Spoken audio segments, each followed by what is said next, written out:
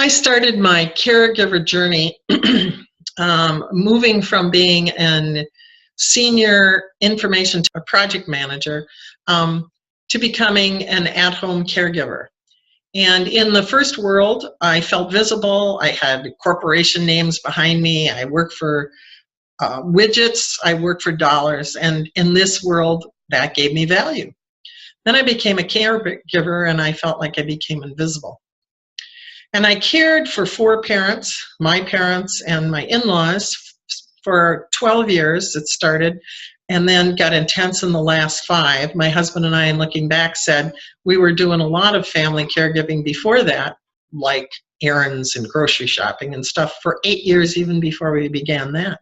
So in that journey, and after my husband and I finished memorial services and closing down estates and all those many things, which took another couple of years, 2 years, we started asking questions like, who are we now?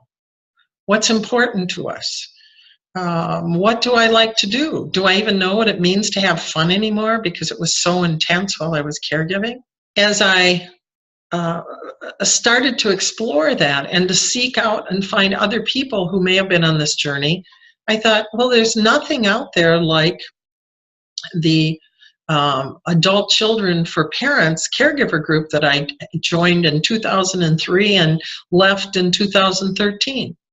I went through 2 or 3 grief groups as part of this whole process, and then I came out the other side and I said, I don't have any idea who I am anymore.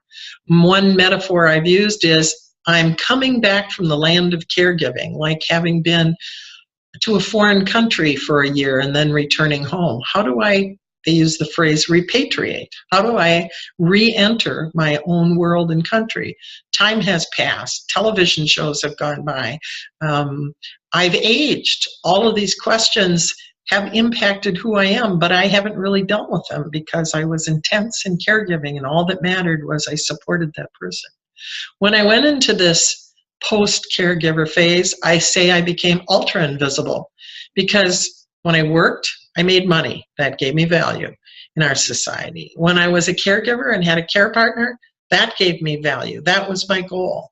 Now I'm after that, and I don't have making money. I'm not caring for anybody, so I've become ultra invisible.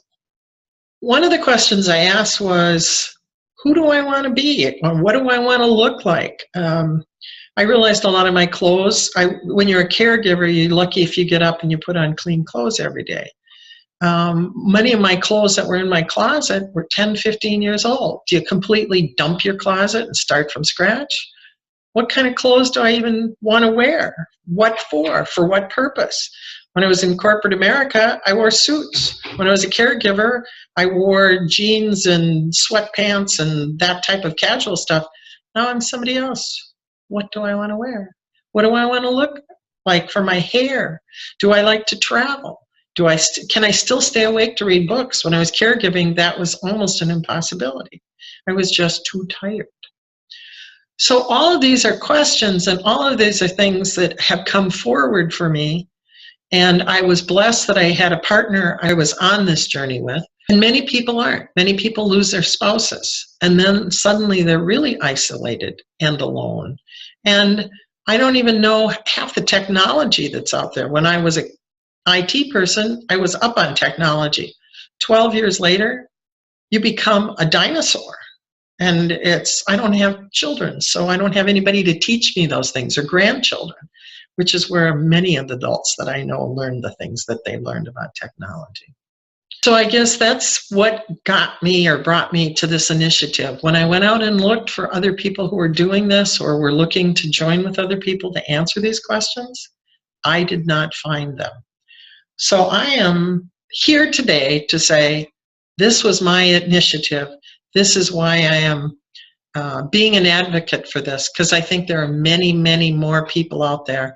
And together we can support one another, and we can move forward and recreate our lives again. I was a reporter at the Star Tribune for quite a while and spent more than 20 years writing about aging and caregiving issues. But I also was a caregiver for more than 10 years for both my parents and helping my wife with her parents as well.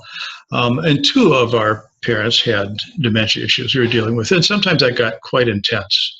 And I realized I learned a lot as a reporter, but I learned a lot more, especially in a personal and emotional way, from the hands-on caregiving that we were involved with. When that journey ended, I realized I couldn't just stand up and walk away from that. I had a lot of knowledge and some skills and hard-won experience that might be able to help. I might be able to use to help others with. So I spent some time thinking about that and wondering about that. And in that process afterwards, and since then, I've talked to quite a number of other caregivers, former caregivers, who's gone through that journey as well, and who have struggled sometimes to figure out what's really important now, because the caregiving journey changes you. You're not the same person you were before. Things that seemed to be very important before sometimes aren't quite so important. And we're really new people. We need to figure out new ways.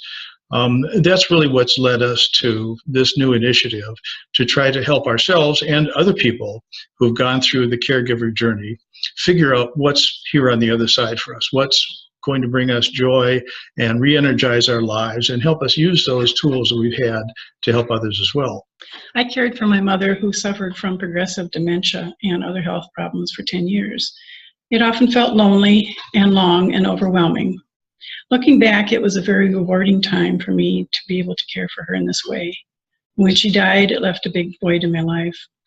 Shortly after I retired, I was asked to facilitate the Roseville Senior Caregiver Group, support group. I, through the last few years, have come across many people who have gone through our program and lost their loved ones. Some have struggled with finding a new path following that loss. I believe our initiative can offer hope, support, education, and a sense of community for these people traveling this journey.